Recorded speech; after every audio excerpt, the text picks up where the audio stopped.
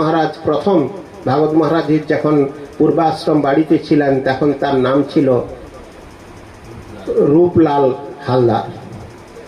অতএব তিনি তার বন্ধুর মুখ থেকে শ্রবণ করে তখনই প্রভুপাদের দর্শনের ইচ্ছা লালয়িত হলেন। পরবর্তীতে তিনি কাশী ধামে গিয়েছিলেন, বেনারসে প্রথম ভক্তি সিদ্ধান্ত সরস্বতী গোস্বামী প্রভুপাদের সাক্ষাৎ লাভ, দর্শন লাভ হলো।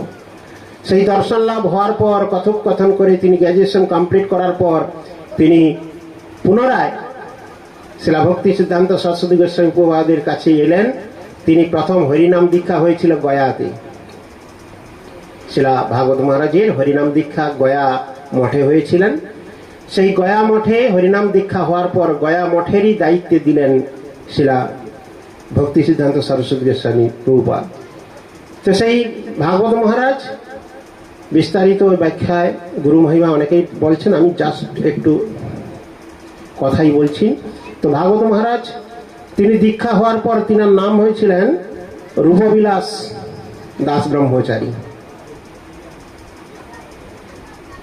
তারপর তিনি মঠে ছিলেন, একান্তভাবে ভগবানের সেবা করলেন। কিন্তু প্রভুপাদ যখন অন্তর্ধান করলেন বাগবাজারে, তারপরে গদ্রুম ধামে সমস্ত আমাদের সন্ন্যাসী ব্রহ্মচারীবৃন্দের দ্বারা হলেন, পরবর্তী আচার্য হলেন অনন্ত বাসুদেব প্রভু ভক্তিপ্রসাদ পুরী গোস্বামী ঠাকুর। তো ভক্তিপ্রসাদ পুরী গোস্বামী ঠাকুরের পর কিছুদিনের জন্য ভক্তি প্রদীপ তীর্থ গোস্বামী মহারাজ যখন আচার্য হয়েছিলেন, সেই সময় আমার ভক্তি শ্রী ভাগবত মহারাজ, তখন তো তিনি সন্ন্যাস হয়নি, কিন্তু তিনি তখন সম্পাদক সেক্রেটারি হন। কিন্তু গুরু মহারাজ ভক্তি কেবল উল্লয় মহারাজ 30 বছর আচার্যকাল তিনি সম্পাদক ছিলেন ভাগবত মহারাজ। আর পরে গুরু মহারাজের কাছেই তিনার সন্ন্যাস নাম হয়েছিল ভক্তি শ্রী ভাগবত গোস্বামী মহারাজ। তিনি মঠ মন্দির আদি নবায়মানভাবে চতুর্দিকে তিনি প্রচুর প্রচার করেছেন, মেদিনীপুরেও প্রচার করেছেন, মেদিনীপুর যে বিস্ফোরণ নাটকগানা এগুলো। এবং পরবর্তীতে তিনার গুরু মহারাজের অপ্রকটের পর তিনি আচার্য লীলা করলেন 11 বৎসর। 1992 সালে 91-92 সাল, তখনই ভাগবত মহারাজের খুব ইচ্ছা ছিল ভক্তি সিদ্ধান্ত সরস্বতী গোস্বামী প্রভুপাদের যে বোম্বে যে মঠ ছিল, সেই মঠের বিগ্রহের সেবা পূজা ভাড়া মঠে ছিল, সেটাকে নিজস্ব মন্দির বানানোর জন্য খুব প্রচেষ্টা করে বান্দ্রাতে জায়গা কিনলেন বোম্বে। আর সেই জায়গায় বিশাল মন্দির হলো। সেই মন্দির খুব তীব্র গতিতে করার জন্য গুরুদেব প্রেরণা দিয়েছিলেন তখনকার ব্রহ্মচারী সন্ন্যাসীদেরকে, এবং তার গুরুর দেবের যে প্রণামী, সেই প্রণামীর টাকা পয়সাও তিনি সব পাঠিয়ে 1991 থেকে 92 সালের রাস পূর্ণিমাতে বান্দ্রা গৌড়ীয় মঠ প্রতিষ্ঠিত হওয়ার এটা গুরুদেবের সবচেয়ে অন্তিম ইচ্ছা। তো তারপরে তিনি অসুস্থ লীলা করলেন।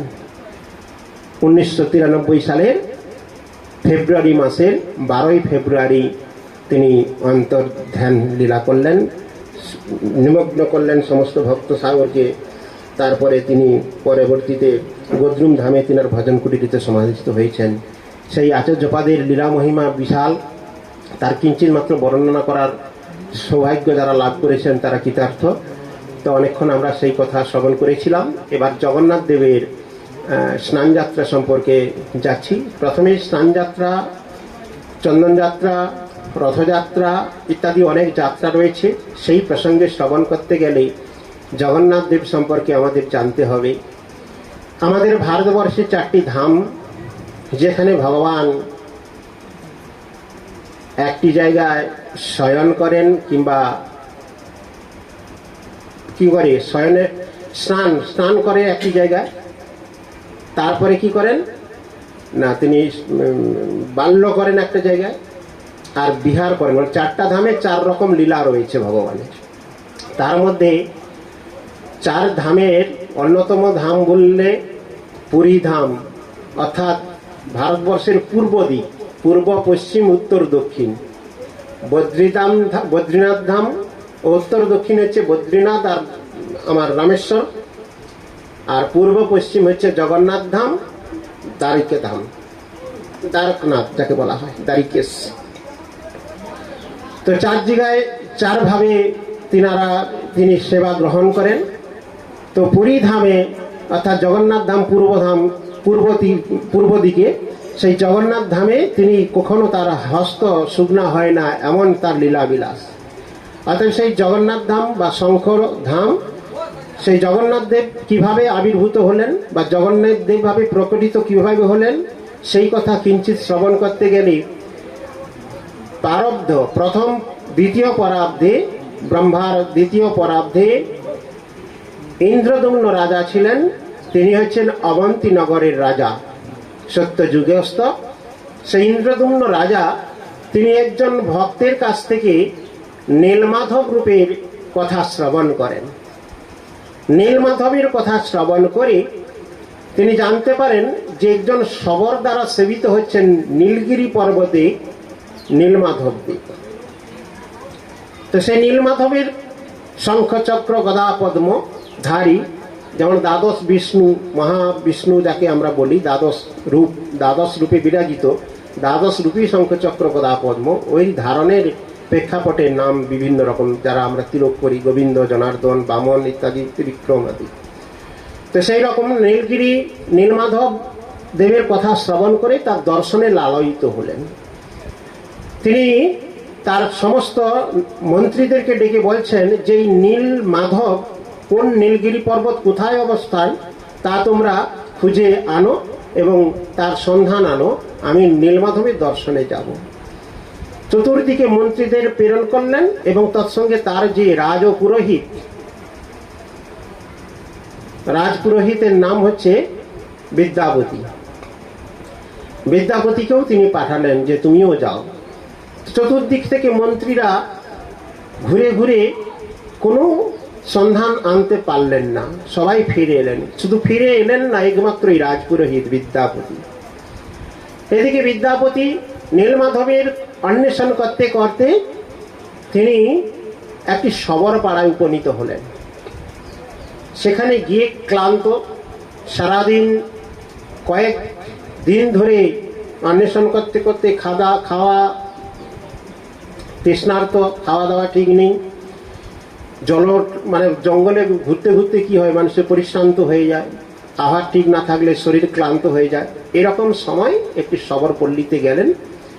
সেখানে শবরদের যিনি রাজা, তার বাড়িতে পৌঁছলেন। সেখানে যে রাজকুমারী ললিতা ছিলেন, শবর রাজা ছিলেন বিশ্বাবসু, বিশ্বাবসুর দুহিতা কন্যা ললিতা, তিনি তৎক্ষণাৎ কি করলেন না, এই পরিশ্রান্ত একজন ব্রাহ্মণকে দেখে তার সেবা করলেন এবং রাজা বিশ্বাবসু তিনি তার কন্যাকে বললেন যে এই ব্রাহ্মণের সেবা করো। তো সেবা করলেন। সেখানে উত্তম সেবা পাওয়ার পর মানুষ দীর্ঘদিন পরিশ্রান্ত হলে কি হয়, কোথাও যদি একটু খাতির অভ্যর্থনা ভালো পাওয়া যায়, অনেকের বলে শুনতে দেখেছি না, আত্মীয় যদি প্রচুর সময় বাড়িতে থাকে তখন বলে যে খাতির অভ্যর্থনা একটু কমাতে হবে, গৃহস্থরা বলে কি না। তো যাই হোক, বিদ্যাপতি তিনি পরিশ্রান্ত, তিনি খুব আপ্যায়ন যখন সেবা পেলেন, তখন সেখানে যে নীলমাধব খুঁজতে এসেছেন এই কথাটা তিনি ভুলে গেলেন। ভুলে গিয়ে কি করলেন না, সেইখানে কিছুদিন থাকতে লাগলেন। তো এইদিকে আস্তে আস্তে ললিতার সঙ্গে তার প্রণয়তা বাড়ে। আর বিশ্বাবসু তা দেখে তার যেহেতু স্ত্রী, তার কন্যা তাকে ভালো লেগেছে, এই সুবাদে তিনি দুজনকে বিবাহ দিয়ে দিলেন, জামাতা রূপে স্বীকার করলেন তাকে, বিদ্যাপতিকে। তো এইভাবে সংসার পেতে সেখানে কিছুদিন অতিবাহিত হতে থাকলো। তো কিছুদিন পর বিদ্যাপতি দেখলেন যে তার শ্বশুরমশাই, পিতৃদেব, শ্বশুরমশ মানে পিতা, তো মানে তার স্ত্রীর পিতা মানে তার পিতা, প্রত্যেক দিন রাত্রে চলে যায়, বাড়িতে থাকে না। পরের দিন যখন বাড়িতে আসে তখন তার গা থেকে চন্দন কর্পূর আদির সুগন্ধ বের হচ্ছে। তখন বিদ্যাপতি মনে মনে ভাবছেন যে কর্পূর চন্দন আদি কার অঙ্গ থেকে বের হয়? যারা ভগবানের অর্চনাদি করেন, ভগবানের সেবা পূজা আদি করেন, তো এর গা থেকে কেন রাত্রে চলে যায়, পরের দিন মধ্যাহ্ন টাইম প্রায় বাড়িতে ফিরে, এখন এরকম সুগন্ধ চন্দনাদি কেন? তো এই প্রসঙ্গে জিজ্ঞাসা করলেন তদীয় স্ত্রী ললিতাকে। কিন্তু সবর রাজার নিষেধ ছিল তিনি যে গোপনে নীলমাধব দেবের সেবা করেন এই বার্তা যাতে সবর জাতি ব্যতীত অন্য কেউ জানতে না পারে। কিন্তু ললিতা তো ভাবলো তো আমার প্রাণপ্রিয়, আমার প্রতিদেব, এর কাছে গোপন রাখার কি প্রয়োজনীয়তা আছে? অতএব আমাদেরই লোক, আমাদের কাছেই আছে। তাই তিনি ললিতা কি করলেন, যে সে পিতৃ আদেশ বা তাদের রাজাদেশ ত্যাগপূর্বক লঙ্ঘন করে তিনি সেই সত্য কথা বিদ্যাপতির কাছে জানালেন। তখন বিদ্যাপতির মনে উদয় হলো যে আমি কি কাজে এসেছি, আমি তো নীলমাধবের খোঁজে এসেছি। তো বুঝি সেই নীলমাধবের কৃপায় এতদিনেই সেই রাস্তা আমি পেলাম। তো তিনি অনুনয় বিনয় করলেন যে আমাকে কি নিয়ে গিয়ে একটু নীলমাধব দেবের দর্শন করিয়ে দেওয়া যায় না? তখন ললিতা বলল, এই কথাটা যে আপনাকে বলেছি এটাই আমি আমার রাজ লঙ্ঘনকার, রাজার যে বাক্য তা লঙ্ঘন করেছি। তো আপনাকে নিয়ে যাওয়ার কথা তো আমি বলতে পারি না। এইভাবে কিছুদিন হওয়ার পর এবার কি করলেন না, স্বামীর আকুতি মিনতির জন্য তিনি তার পিতৃদেবের কাছে, বিশ্বাবসুর কাছে বললেন যে একটু দর্শন করার খুব লালয়িত। প্রথম বিশ্বাবসু রাজি হলেন না, কিন্তু সবই তো প্রভুর ইচ্ছা, ভগবত ইচ্ছা ব্যতীত কোনো কিছুই তো হয় না, সবই তো ভগবানের ইচ্ছা। তো বিশ্বাবসু রাজি হলেন এক শর্তে, সময় কম, আমি খুব দ্রুত চেষ্টা করছি, মানে বেশি বিস্তারিত ব্যাখ্যা করার সময় নেই। তো বিশ্বাবসু রাজি হলেন এবং তিনি একটি শর্ত দিলেন যে এই শর্তে আমি তোমাকে নীলমাধব দেবী দর্শন করাতে পারি, তোমার চোখে বেঁধে নিয়ে যাব, নীলমাধব দর্শন করার পর আমি চোখ বেঁধে নিয়ে আসব। এখন বিদ্যাপতি বললে তথাস্তু, মূলে দর্শন হয় না, তবু যদি ভগবত কৃপায় আমি চোখ বেঁধে যদি যাই, তার কথা চোখ বেঁধে নিয়ে যাবার উদ্দেশ্য হচ্ছে রাস্তাটা জানানো হবে না, কিন্তু নীলমাধব দিকে দর্শন করানো হবে। এদিকে তার স্ত্রী ললিতা, তিনি খুব ভক্তিমতী এবং বুদ্ধিমানী তিনি ছিলেন। তিনি বলে, তাতে দুঃখ কি, তোমার রাস্তা নিয়ে কথা, তো নীলমাধবদের জানার কথা তো আমরাও তো যাইনি, ঠিক আছে বাবা নিয়ে যাচ্ছে, বাবার সঙ্গে যাও, আমি তোমার গলবস্ত্রে কিছু সরষে বেঁধে দিচ্ছি, বর্ষাকাল আসছে, তুমি রাস্তায় যাওয়ার সময় সরষে ছড়িয়ে চলে যাবে, কিছুদিন পর বর্ষা আসবে, বর্ষাতে জল পেলে ওই সরষা গাছ কি হবে, গাছ উঠবে, গাছ উঠলে পথ প্রদর্শন, মানে পথের নিদর্শন দিয়ে দিবে, সেই সরষা গাছ দেখে দেখে তুমি ওই নীলমাধব দেবের মন্দিরে পৌঁছতে পারবে। তো তার স্ত্রী গৃহধর্মী, মানে সহধর্মিনী, ধর্মের সহায়িতা, তার কথায় তিনি সরষে গলবস্ত্রতে বেঁধে নিলেন, আর সেই সরষে ছড়াতে ছড়াতে নীলগিরি পর্বতে চলে গেলেন। নীলগিরি পর্বতে গিয়ে সেই নীলমাধব দেবের দর্শন করলেন। নীলমাধব দেবের দর্শনে সেখানে গিয়ে বিশ্বাবসু কি করলেন, ওর চোখ খুলে দিলেন, চোখ খুলে বলে তুমি দর্শন করো।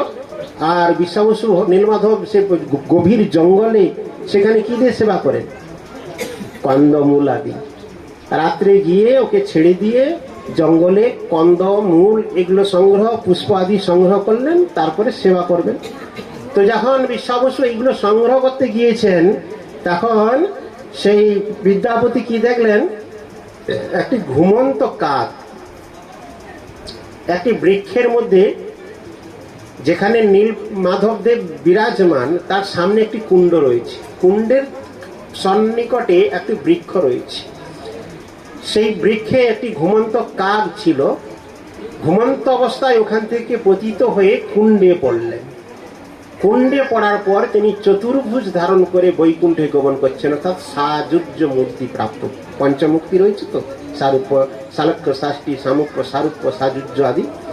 তো সারূপকে এত কথা, শুধু তো প্রসাদ দিয়ে দিলে, বাইরে প্রসাদ দিয়ে দিন না, দিয়ে এই করে দিন, দেওয়া হয়ে গেছে, দিচ্ছে, তাহলে একটু কথা কম বলতে বলুন। তো কি করলেন না, সেই সারূপ মূর্তি পেয়ে, সারূপ মানে বসন্ত যাত্রা সর্বে বৈকুণ্ঠ মূর্তায়া, অর্থাৎ বৈকুণ্ঠে যে সমস্ত ভক্তগণ বিরাজ থাকেন তারা সবাই সারূপ্য মুক্তিপ্রাপ্ত, অর্থাৎ সবাই ভগবানের মতো চতুর্ভুজ। বসন্তি যাত্রা পুরুষা সর্বে বৈকুণ্ঠ মূর্তয়। তাই সারূপ্য পেয়ে যখন চলে যাচ্ছেন সবাই, মানে ওই কাক, তখন বিদ্যাপতি মনে মনে ভাবছেন যে এ সুযোগ, সাধনা করে তপস্যা করে যার পাওয়া যায় না শ্রীচরণ কমল, আর এখানে প্রাণত্যাগ করলেই সঙ্গে সঙ্গে যদি সারূপ্য পাওয়া যায়, তো কেন আর সময় বৃথা নষ্ট। তিনি তৎক্ষণাৎ নিজের প্রাণ ওই কুণ্ডে ত্যাগ করতে যাচ্ছেন। এখন স্বপ্ন আদেশ হচ্ছেন, স্বপ্নে আদেশ নয়, তখন দৈববাণী হচ্ছে যে বিদ্যাপতি তুমি কিসের জন্য এসেছিলে আমার খোঁজ করতে। নীলমাধবদের দৈববাণী করছে, রাজা ইন্দ্রদম্ন তোমায় আমার সংবাদ আনার জন্য পাঠিয়েছে, তুমি এখানে আমার দর্শন পেয়েছ, এই সংবাদ ইন্দ্রদম্নের কাছে প্রেরণ করো, এটা তো তোমার সেবা, এটা তোমার দায়িত্ব। তখন বিদ্যাপতি বুঝলেন যে হ্যাঁ, আমি যে কাজের জন্য এসেছি এটা তো আমার এখন সম্পূর্ণ হয় নাই। আর বিশ্বাবসুকে বললেন যে তোমার চিন্তা করার কোনো কারণ নেই, আমি এতদিন তোমার সেবায় সেবিত হয়েছিলাম, আর আমার কন্দমূল খেতে ভালো লাগছে না। কি সুন্দরভাবে ভগবান বাণী, যেমন আমার মাধবেন্দ্র পুরীপাতকে বারবার গোপাল স্বপ্নাদেশের দ্বারা বিভিন্নভাবে লীলার কথা এই করো ওই করো এইভাবে আদেশ করেছিলেন। ভক্ত ভগবানের যে অধিকৃত সম্পর্ক, ঠিক সেই রকমই ভগবান বলছেন নীলমাধব যে আমার আর কন্দমূল খেতে ভালো লাগছে না, আমি রাজভোগ